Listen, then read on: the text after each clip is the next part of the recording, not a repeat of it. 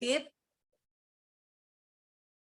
and afterward that cut end was kept on agar block.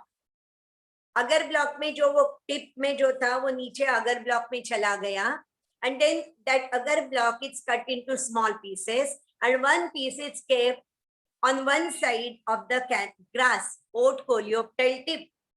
So what he observed, that the development took place in the part which was below that block, and so one side the growth was more, one side it was less, so bending took place. And from this, F.W. Wain came to conclusion that some substance from the agar block must have gone down in the stem, in the oat coleoptile. That is why bending took place. That is why growth was more on that side. लेकिन अगर block में जो कुछ आया है वो कहाँ से आया होगा? वो टिप से आया होगा. ओट कोलियोप्टाइल टिप कट किया था और वो अगर ब्लॉक पे रखा था, तो वो ओट कोलियोप्टाइल टिप से कुछ तो वो अगर ब्लॉक में गया होगा. Now, what is that kuch to? He gave name auxin to that. So like that, F.W. Wain discovered first time auxin, and he coined a term, he used the term auxin first time. And from where he obtained this, he isolated auxin from urine of a person. See, auxin was isolated from urine of a person by Kogel and Smith. Okay. And now, what is the precursor? Tryptophan. Tryptophan, it is one amino acid that is the precursor of indole acetic acid in plant. अभी आपको tryptophan पता है ना, अपने book में नाम दिया है, पता है या नहीं है? यस, प्रियंका, आकांक्षा, सलील, साहिल, कौन है? पता है आपको tryptophan is the primary precursor या नहीं पता है? मैं बोलती हूँ, ऑक्सिन जो है ना, ऑक्सिन लिखा हुआ है ना अपने बुक में, उसमें फर्स्ट पैराग्राफ में देखो 1 2 3 4 5 6 7 8th line. Tryptophan is the primary precursor of indole acetic acid in plants. Tryptophan को अंडरलाइन करो. Tryptophan is the precursor of IAA, indole acetic acid.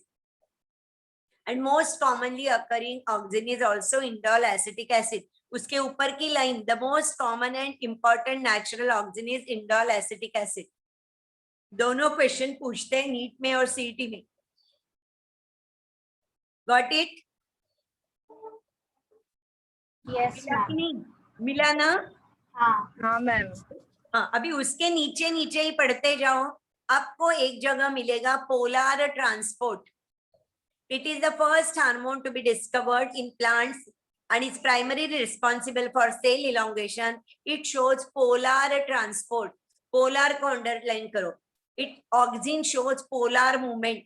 Polar movement means from apex to base.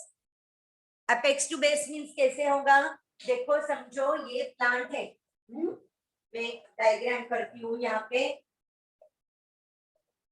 समझो ये soil surface है. This is the stem and this is the root. The root में ये apex है, ये base है. तो auxin will move like this. यहाँ से यहाँ तक auxin जाएगा. And stem में ऊपर से नीचे आएगा. क्योंकि this is apex, this is base. So this is called as polar movement from morphological apex to morphological base. So auxins show polar movement. Very important point for exam, NEET or CET. Polar movement means from morphological apex to morphological base. तो root में या नीचे से ऊपर and stem में ऊपर से नीचे auxin आता है. That is called as polar movement. Okay. Now besides this, which are the other auxins? Indole butyric acid, naphthalene acetic acid, then 2,4-D. 2,4-dichlorophenoxyacetic acid, 2,4,5-T, 2,4,5-trichlorophenoxyacetic acid. These are different types of auxins which are artificially synthesized. Okay, so you have to remember this. Now उसके आगे आपको सब physiological effects और applications याद रखना है. सबसे important apical dominance है, वो याद रखो. Apical dominance means when the apical bud is there, the lateral buds do not grow properly. So pruning is done. Plant में ऊपर का जो पार्ट है अपाइकल बड का वो रिमूव करते, उसको बोलते हैं pruning is done. And then remember 2,4-D is used as in VD side. ये आपको पता है 2,4-D is used as VD side. Weed means the unwanted plant growing in the field. That is called as VD side. And 2,4-D is used as VD side. नहीं पता होगा तो लिख के ले लो. Do you know this or no? Yes, ma'am. You know that. Okay. उसके बाद gibberellin है. जिबरेलिन के बारे में क्या क्या क्वेश्चन पूछते हैं? पहले from which fungus it is isolated? Remember the name. Gibberella fugicora. Then who discovered that? Kurosawa. Who isolated it first time in crystalline form? You know, Yabuta and Sumiki are the names who isolated them first time. And the disease which is caused to rice plant, it is Bacane disease. ये सब नाम आप याद रखो. That is asked for NEET or CET. Then which is more commonly occurring? Gibberellin GA3. ये भी याद रखो. Then it is synthesized from what? Which is the precursor? The precursor is mevalonic acid. अपने बुक में दिया है mevalonic acid is the precursor. तो वो नाम आपको याद रखना है. और इसके बाद आपको ये जो एप्लीकेशन है वो तो मैं नहीं एक्सप्लेन करती, वो आपको सब कुछ याद रखना है. Clear? So mevalonic acid GA3 is most commonly occurring. Then who discovered that? Which is the fungus from which it is obtained? What is the name of the disease which is caused by this fungus to the rice plant? ये सब आपको याद रखना है. उसके बाद आता है साइटोकिनिन. साइटोकिनिन का प्रिकर्सर अपने बुक में शायद दिया नहीं है. Cytokinin the precursor is adenine. लिख के रखो. The precursor of cytokinin is adenine. Adenine it is a nitrogen base. Okay. Then who coined the term cytokinin? Latham coined the term cytokinin. In the beginning, it was known as kynatin. Okay.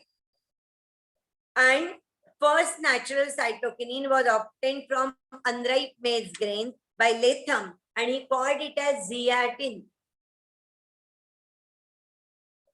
उसके बाद physiological effect याद रखो. और ये tissue culture medium में डालते हैं तो auxin and cytokinins, auxin and cytokinins they put. If auxins are more, then roots are formed first. If cytokinins are more, then shoot is formed first. ये याद रखना है.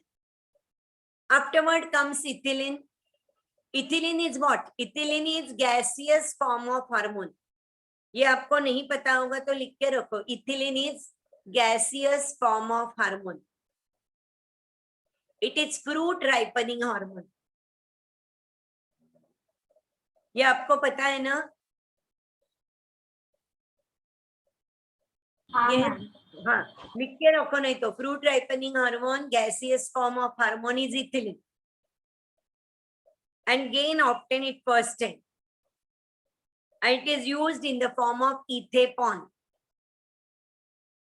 और बाद में उसके एप्लीकेशंस याद रखो.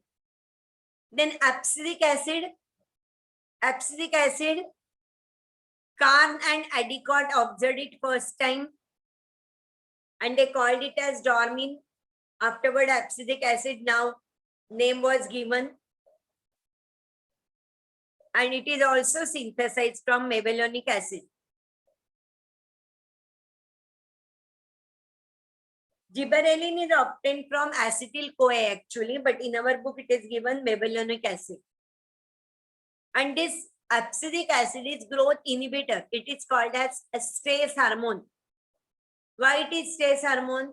Because when the plant is having stress, when unfavorable conditions are there, at that time, by producing abscisic acid, the plant can overcome unfavorable condition. So it is called as stress hormone.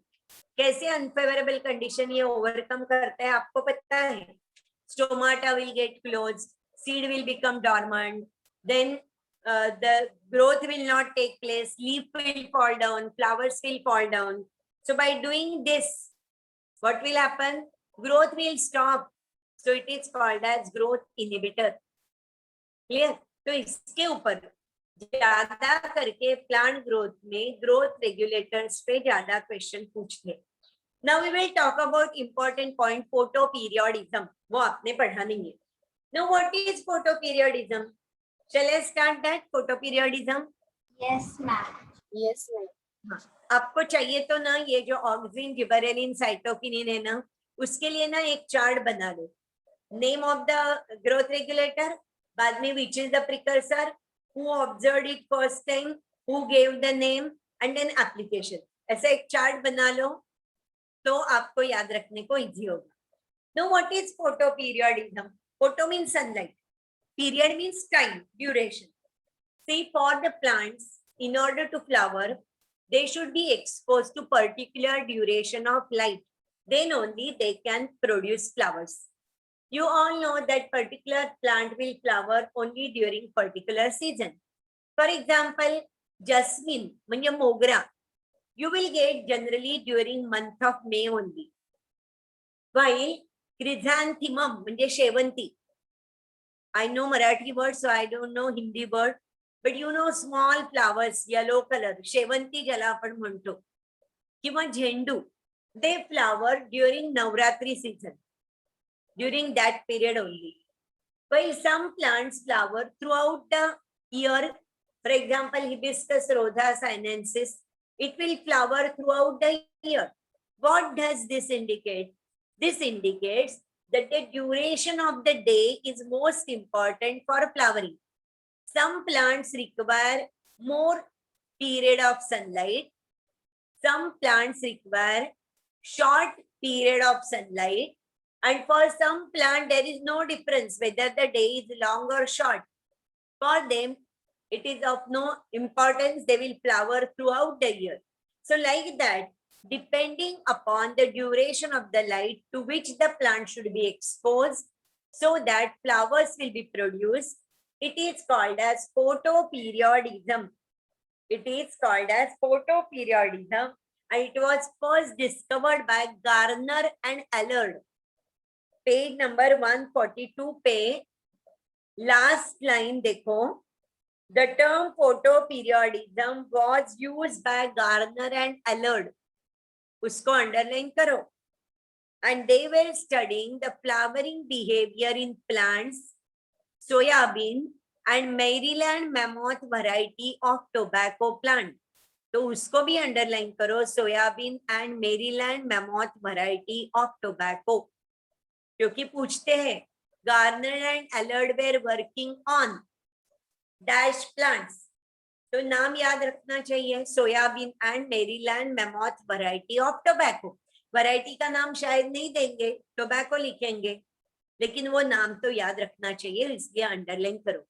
They found that soybean plant flowers during late summer and tobacco variety flowers during winter. Clear? Means कभी भी उनको germinate करने दो, कभी भी plants आने दो ऊपर soil के ऊपर, तो भी क्या important है? Duration of the sunlight, duration of the day to which the plant is exposed. Tobacco plant को form होने, flowers formation के लिए shorter days are required. So that plant flowers during winter. Winter में छोटा होता है दिन. While in case of soybean, the duration of the light which is required for flowering is longer. इसलिए वो summer में flowers तैयार होते हैं उस पे. Clear? So that is called as photoperiod. Now this photoperiod, critical photoperiod is there. Critical means particular duration of light is must in order to produce the flowers. उसके नीचे और उसके ज्यादा कम flowering होगा, तो भी minimum is this much. That is called as critical photoperiod.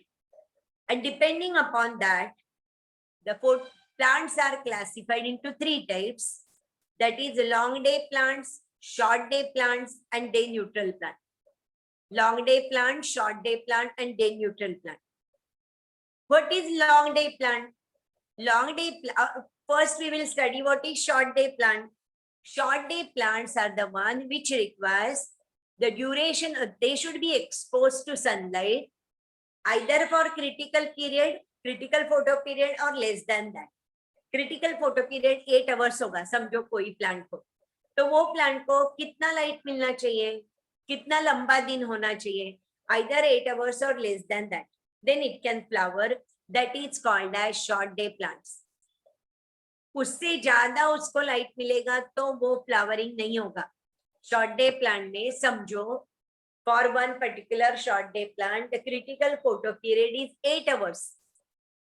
तो उसको हम ज्यादा टाइम लाइट में रखेंगे, 8 hours से ज्यादा, तो फ्लावरिंग नहीं होगा.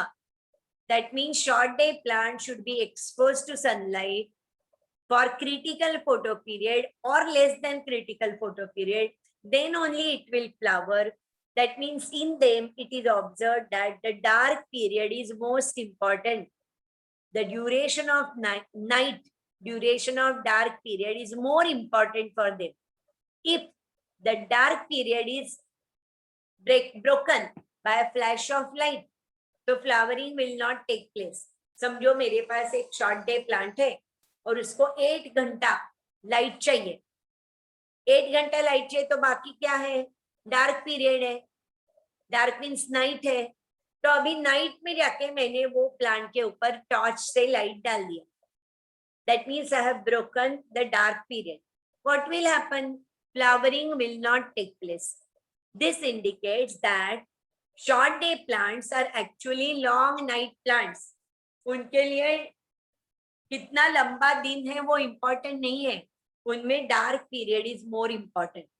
And examples for this are dahlia, aster, tobacco, chrysanthemum, soybean में glycine max and cocklebur that is xanthium. ये नाम आपको याद रखना है, वेरी इंपॉर्टेंट, क्योंकि नीट में ऐसे क्वेश्चन पूछते हैं. Out of the following how many are short day plants or which is short day plant. तो एक प्लांट शॉर्ट डे होगा, बाकी सब लॉन्ग डे नहीं तो डे न्यूट्रल होगी.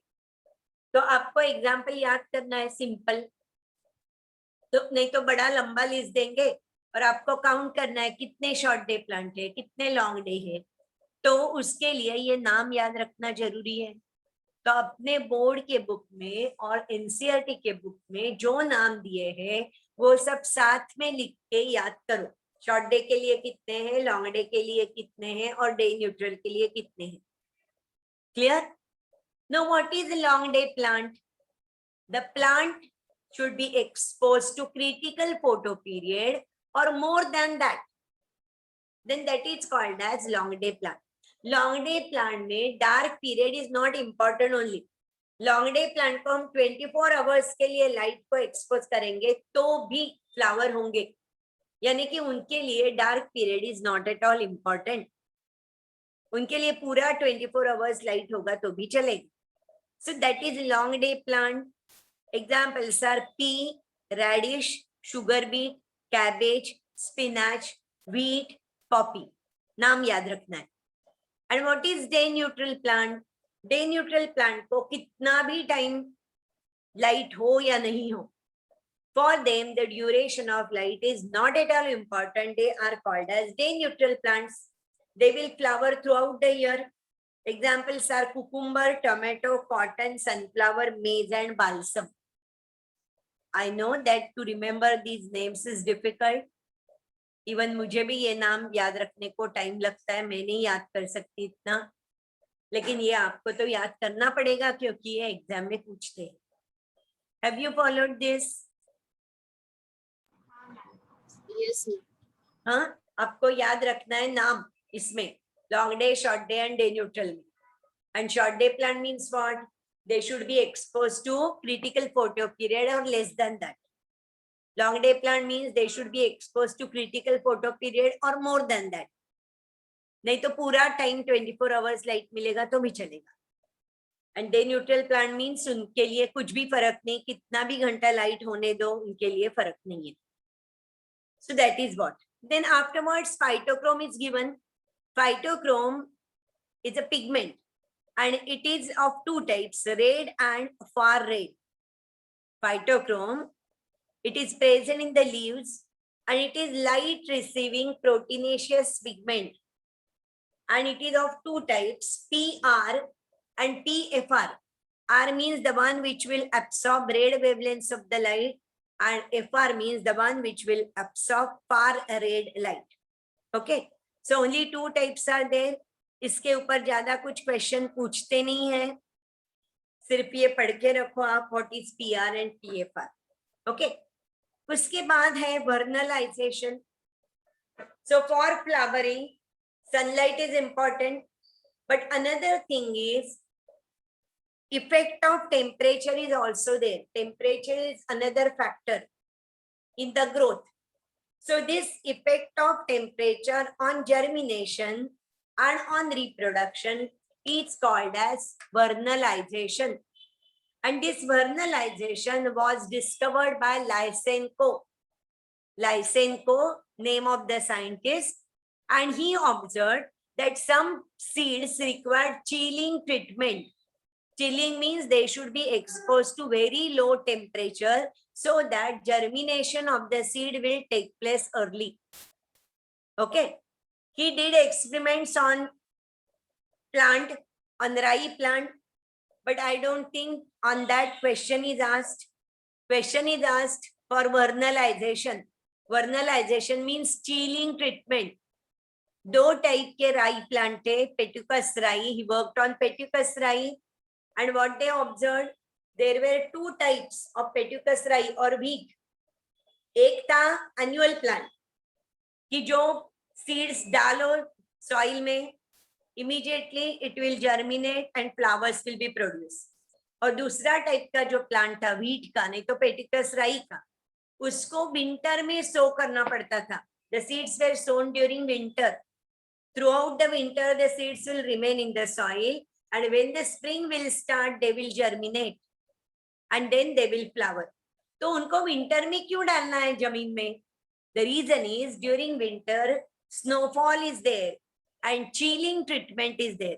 Those seeds of wheat plant or rye plant, they need chilling treatment before germination, and so in the nature, during winter, snowfall is there. So the seeds remain under the soil.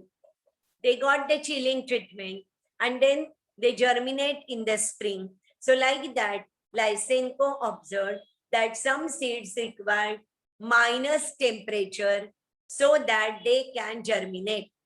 So उसने क्या किया? ऐसे seeds लिए और fridge में रख दिए minus temperature को artificially. He exposed these seeds artificially for minus temperature, and then he put them in the soil. He observed that the biennial plants were converted into annual plants.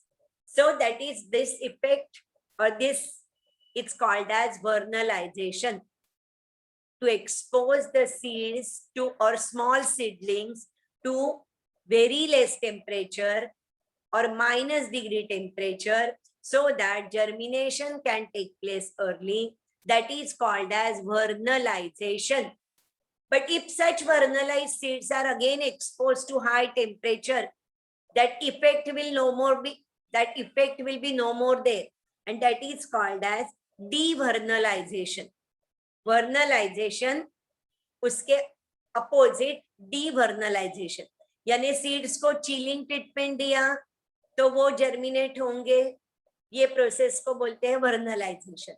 और ये such vernalized seeds, if they are exposed to high temperature, वो effect चला जाएगा, उसको बोलते हैं devernalization. Is it clear? Vernalization and devernalization.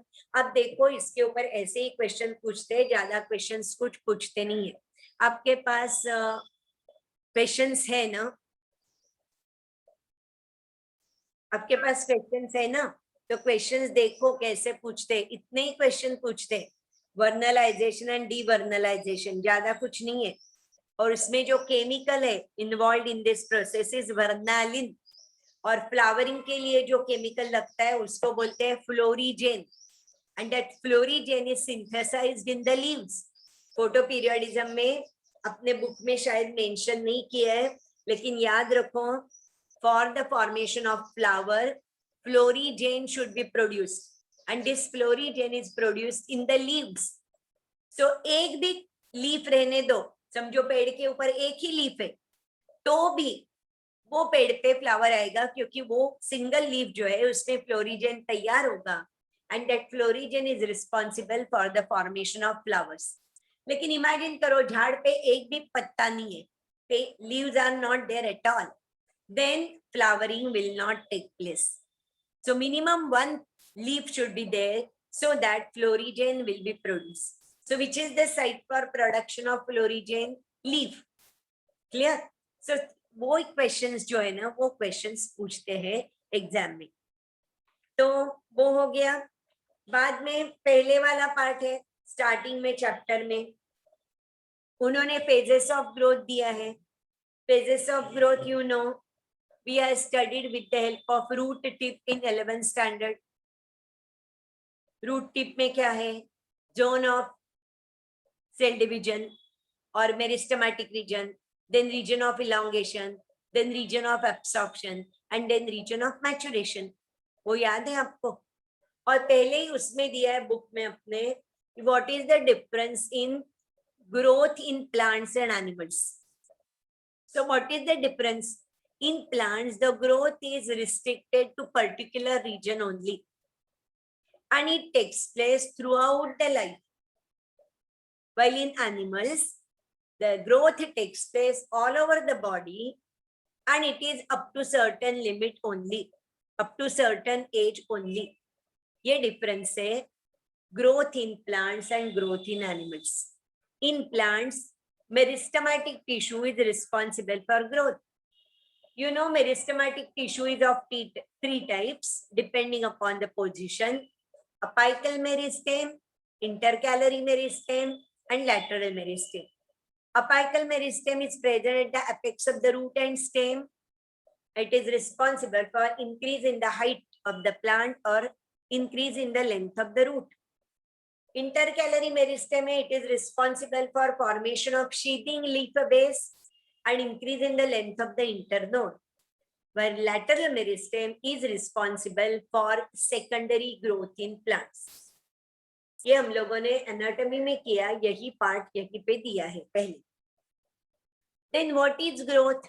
ये दिया है when there is permanent increase in the size, weight, volume of the plant, it is called as growth, and it is irreversible. Clear? ये दिया है पहले. उसके बाद which conditions are responsible for growth? Water, temperature, oxygen, light, gravitational force, different types of minerals, they are necessary for growth. ये दिया है. उसके बाद उन्होंने growth rate दिया है. Growth rate. I hope you are following. Yes, girls. Yes, ma'am. Yes, ma'am. You have seen the questions, because मुझे लगता है मैं तो बोलते जा रही हूँ, लेकिन आपको समझ में आ रहा है कि नहीं ये मुझे पता नहीं है. एक्चुअली ना, जो इम्पोर्टेंट था वो मैंने तो एक्सप्लेन कर दिया. अभी क्वेश्चंस देखना है, लेकिन क्वेश्चंस के लिए मेरे पास क्वेश्चंस नहीं है, क्योंकि अभी ना डिफरेंशिएशन, डी डिफरेंशिएशन और रीडिफरेंशिएशन ये एक्सप्लेन करना है मुझे, और हेटेरोफिली. बाकी कुछ भी ज्यादा क्वेश्चन उस पे पूछते नहीं. Mainly the questions are asked from growth regulators. नहीं तो फोटो पीरियडिज्म पे पूछते हैं, नहीं तो वर्नलाइजेशन पे पूछते हैं. तो फोटो पीरियडिज्म और वर्नलाइजेशन मैंने तो एक्सप्लेन कर दिया है आपको, है कि नहीं? तो अभी अरिथमेटिक ग्रोथ और ये जो ज्योमेट्रिक ग्रोथ है ना, वो मैं एक्सप्लेन कर देती हूँ, लेकिन उसके ऊपर ज्यादा क्वेश्चन तो पूछते नहीं है. आपके पास बुक है, पेज नंबर 136 टेक्स्ट बुक है. हाँ मैम है. तो 136 पेज ओपन करो. अरिथमेटिक ग्रोथ के लिए डायग्राम देखो. अरिथमेटिक ग्रोथ डायग्राम दिया है कि नहीं? ए. तो उसमें क्या दिया है? Single cell is there, it divides into two. तो एक सेल परमानेंट हो जाती है और एक सेल मेरिस्टेमेटिक नेचर मेंटेन करती है. तो every time only one cell remains meristematic, remaining cells become permanent. That is called as arithmetic growth. Clear? What is arithmetic growth? Rate of growth is constant, and every time here, after mitosis, one of the daughter cell continues to divide and the other cells take part in differentiation and maturation. That means it becomes permanent. So every time only one cell maintains the meristematic nature. That is arithmetic growth. And geometric growth कितनी है? Geometric growth में all the cells maintain their meristematic nature. देखो इसलिए ऊपर geometric में single cell है pink color वाली, लेकिन वो divide होते होते all cells maintain the property of cell division. They maintain their meristematic nature. इसलिए growth कितनी बड़ी हो गई है कि नहीं? Constant growth is not there. Exponential growth is there. All cells divide. That is called as geometric growth. Clear? Arithmetic और geometric में फर्क. Geometric में all cells maintain their power of cell division, and arithmetic growth में only one cell maintains the power of cell division. बाकी cells permanent हो जाते हैं. वो difference है. Clear? Yes, ma'am. Have you followed this? बाकी ये इक्वेशन वगैरह नहीं पूछते, जनरली नहीं पूछते, क्योंकि उसमें ना एक्सप्लेनेशन के लिए कुछ है ही नहीं और वैसे पूछते भी नहीं. अभी देखो ग्रोथ कर्व जो डायग्राम है ना, ग्राफ दिया हुआ है ना, ग्राफ 7.6 एंड 7.5. 7.5 में उन्होंने दिया है पॉपुलेशन साइज एंड ईयर, और जे कर्व का चार्ट अपने को मिलता है, ग्राफ मिलता है. इसके ऊपर नहीं क्वेश्चन पूछते, लेकिन 7.6 वाला है ना, सिग्मोइड ग्रोथ कर्व, उसको नाम दिए देखो, lag phase, log phase, stationary phase. इसके ऊपर क्वेश्चन पूछते. तो वो ग्राफ कैसे है? See here in the text book the diagram is given, but I will sketch it here also. देखो ये ग्राफ कैसे है, ऐसे है graph. Here time versus growth. Growth means increase in size, volume and weight. Clear? Time against growth. This is the growth curve. In the beginning, the growth is very slow. Time taken is more. Growth is very slow. And afterwards, the growth is fast.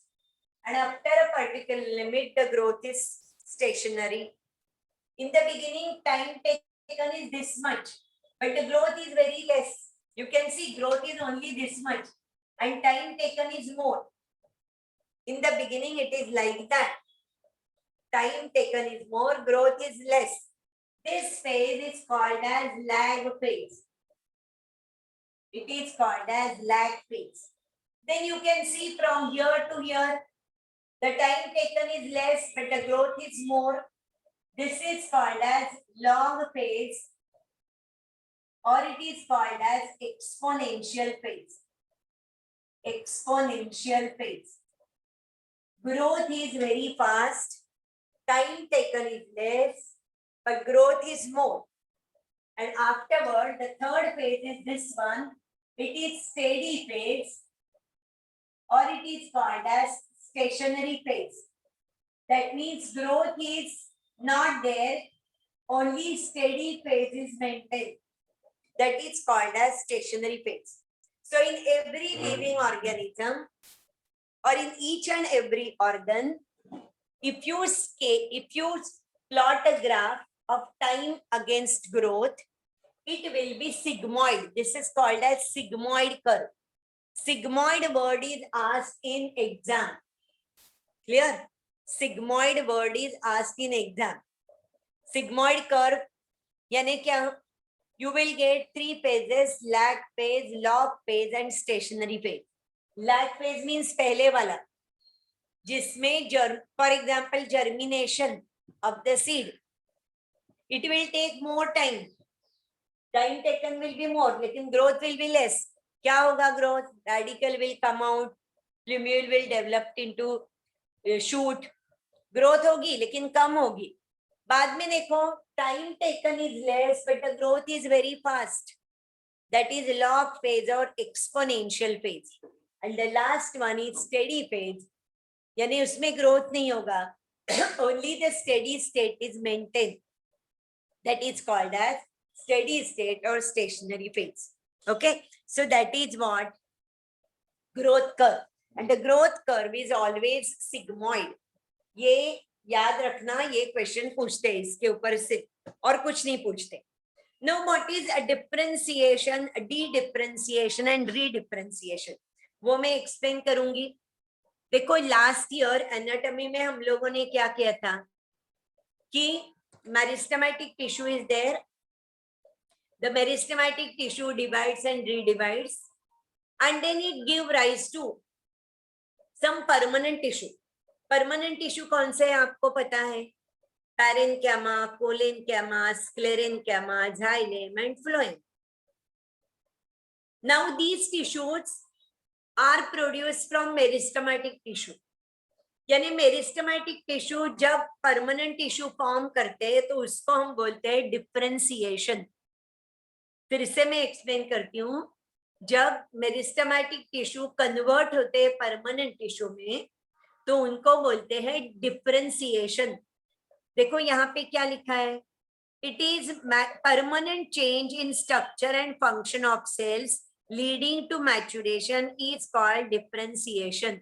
During cell differentiation, cell undergoes two major anatomical and physiological changes.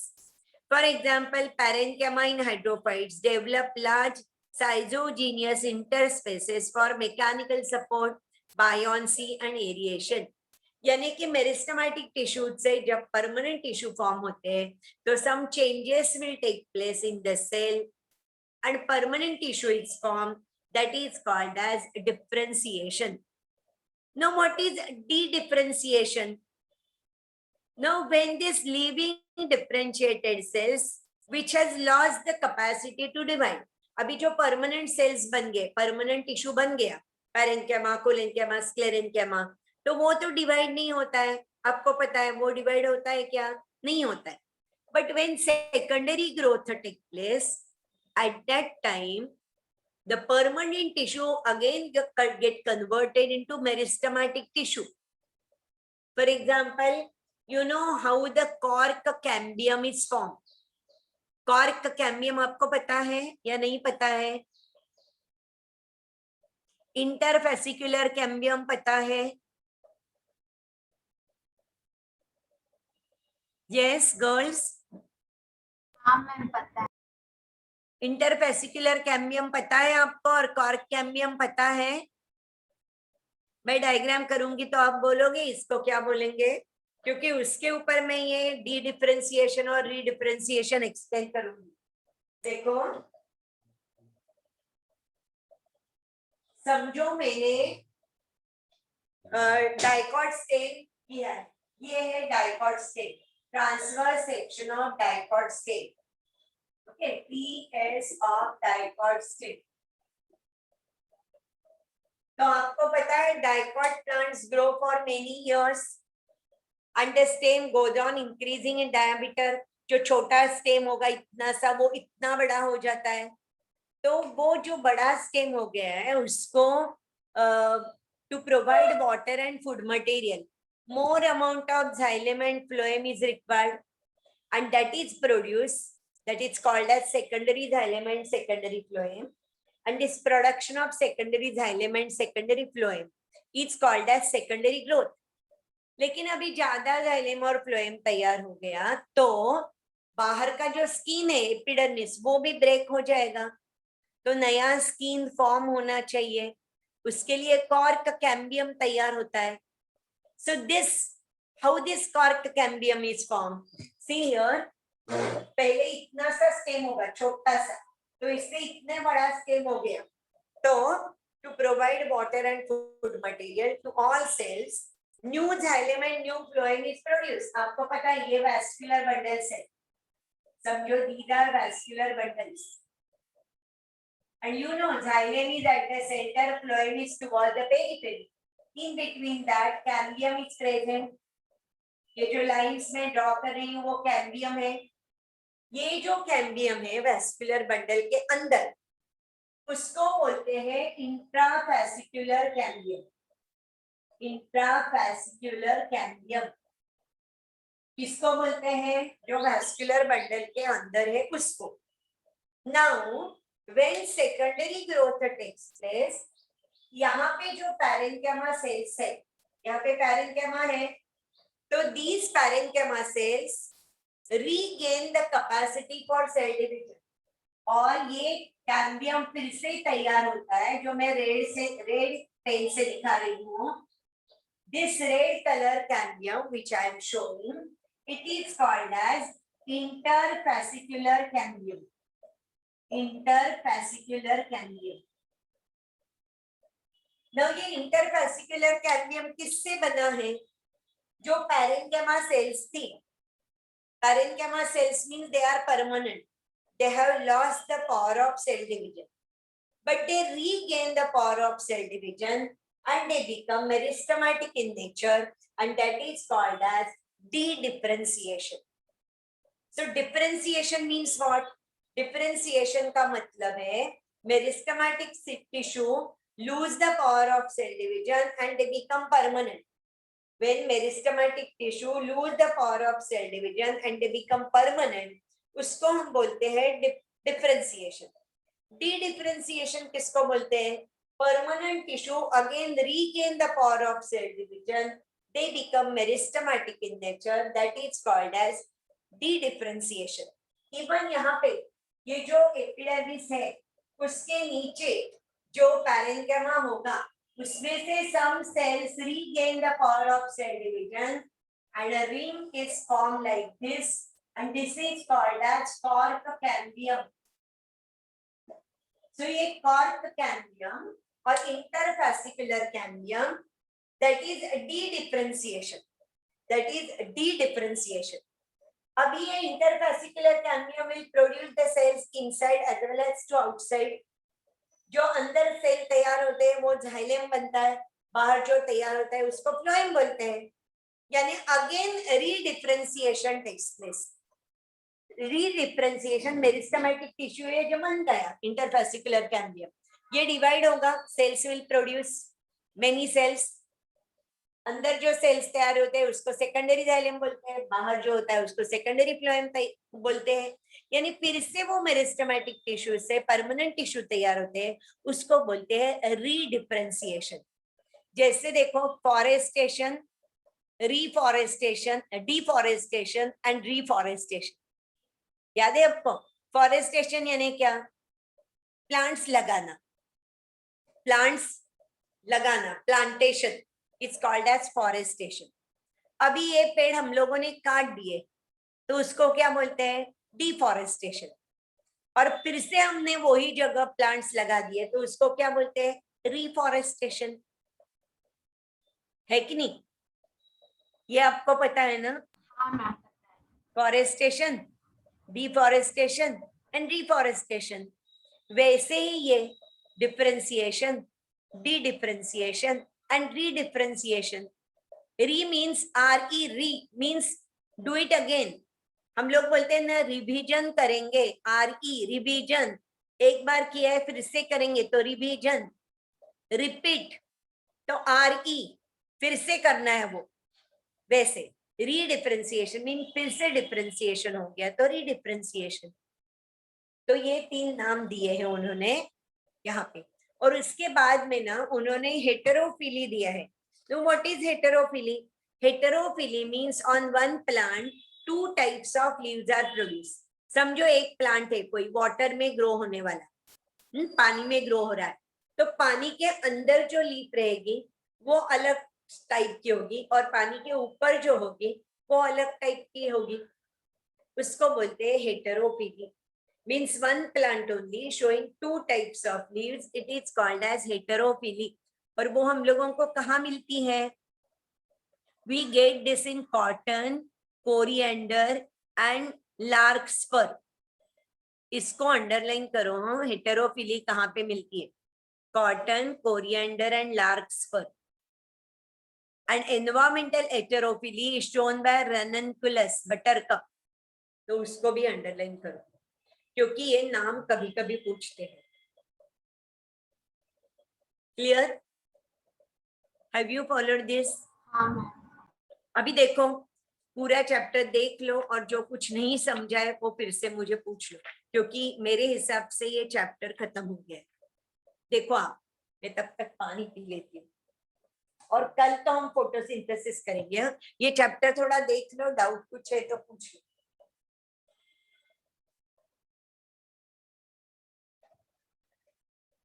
नहीं तो question कुछ पूछना है तो पूछ लो.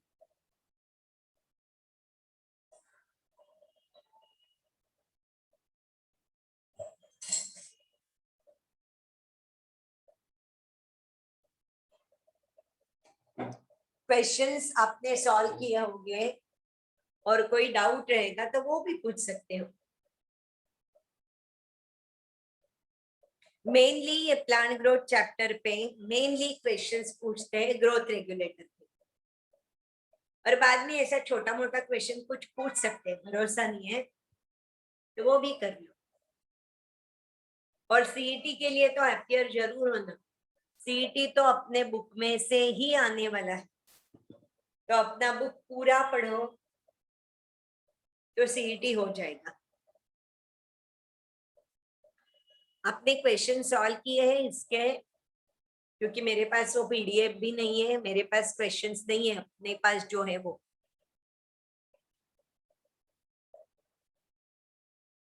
तो मे I stop here?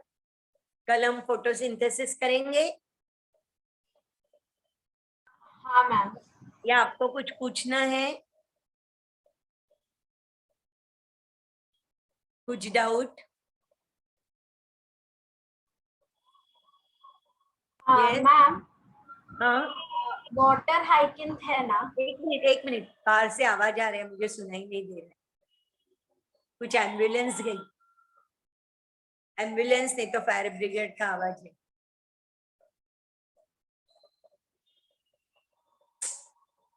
हाँ बोलो. मैम ये वाटर हाइकिंग है ना? वाटर हाइसियंथ. हाँ, हाँ मैम, उसका साइंटिफिक नेम? आइकॉर्निया.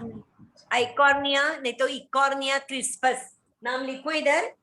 नहीं मैम, वही मतलब पढ़ते समय वाटर हाइकिंग था बट क्वेश्चन जब पूछा गया था तब एकॉर्निया था. हाँ वो उसको वो भी नाम है. बंगालियन क्या टेरर ऐसे कुछ बोलते हैं ना, Bengal terror terror. Of Bengal. Bengal terror वो भी नाम है. बंगाल टेरर. आपको आपके पास ये है नाम, साइंटिस्ट के नाम और उनका डिस्कवरी है आपके पास लिस्ट? नहीं मैम, कहाँ से? चाहिए आपको तो मैं दे दूंगी. हाँ मैम जरूर. हाँ हाँ. मैं कल नहीं तो अभी आज तो टाइम खत्म हो गया ना, नहीं तो आज भी स्टार्ट कर सकती थी. टाइम है अभी. तो मैम हाँ? आप फोटो भेज दीजिएगा ना सर को. अच्छा फोटो मीन्स वो अपने क्लास वालों के पास भेज दूं और वो आपको भेज देंगे हाँ, ऐसे? आपको भेज देंगे. हाँ चलेगा चलेगा, वैसे करूँ. चलेगा चलेगा, वो करूंगी मैं. और कल अभी फोटोसिंथेसिस करेंगे ना. हाँ मैम. बाकी पहले वाला कुछ है उसमें डाउट वगैरह है? नहीं मैम, सब ठीक. अपने क्वेश्चन सॉल्व कर दिए सब? हाँ. ठीक. और वैसे जो हर संडे टेस्ट लेते हैं ना, मार्क्स कैसे मिलते हैं? उससे एडमिशन मिलेगी ऐसे लगता है क्या? ऐसे वैसे हर साल अलग अलग क्राइटेरिया रहता है, लेकिन क्या लगता है आपको मिलेगा? मैम अब तो फिलहाल टेस्ट होता नहीं है. नहीं वो तो है, कुछ बोल नहीं सकते, वो तो है. अपनी तरफ से तैयारी करने का, दैट इज देयर, है कि नहीं? अपनी तरफ से तैयारी करने का, बाकी देखेंगे आगे क्या होता है. क्योंकि हर साल ना अलग रहता है, क्योंकि स्टूडेंट्स कितना पढ़ाई करते हैं और कितने मार्क्स किसको मिलेंगे किसको पता है. हर टाइम ना वो कट ऑफ पॉइंट चेंज होता है. वो कोई भी कुछ भी नहीं बोल सकते उसके लिए। तो ठीक है, चलो फिर आज के लिए रुक जाते हैं, कल फोटोसिंथेसिस करेंगे हम लोग। Okay, so I will stop here. Thank you, ma'am.